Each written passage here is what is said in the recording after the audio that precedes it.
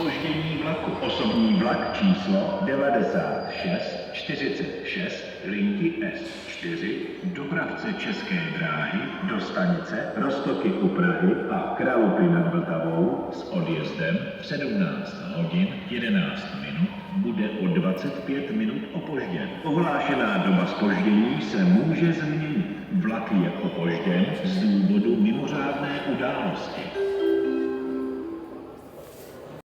Osobní vlak číslo 9349 linky S1 dopravce České dráhy do stanice Hoříčany s odjezdem v 17 hodin 41 minut bude o 15 minut opožděn. Ohlášená doba zpoždění se může změnit. Vlak je opožděn z provozních důvodů dopravce.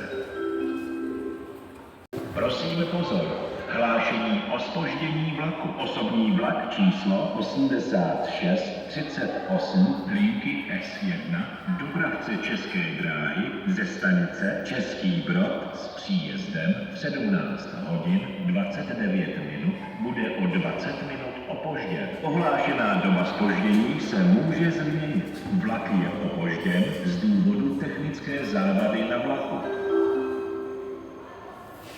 Osobní vlak číslo 9646 linky S4 dopravce České dráhy do stanice Roztoky u Prahy a Kralupy nad Vltavou s odjezdem v 17 hodin 11 minut bude o 40 minut opožděn. Ohlášená doba zpoždění se může změnit. Vlak je opožděn z důvodu mimořádné události.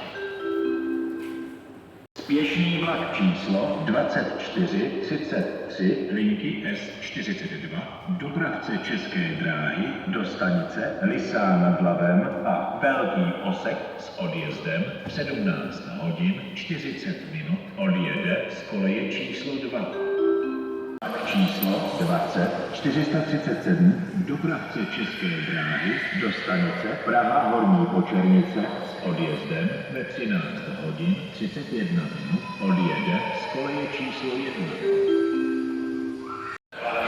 Zpoždění vlaku. Osobní vlak číslo 8612 linky S1 dopravce České dráhy ze stanice Český Brod s příjezdem 8 hodin 59 bude o 20 minut opožděn. Ohlášená doba zpoždění se může změnit.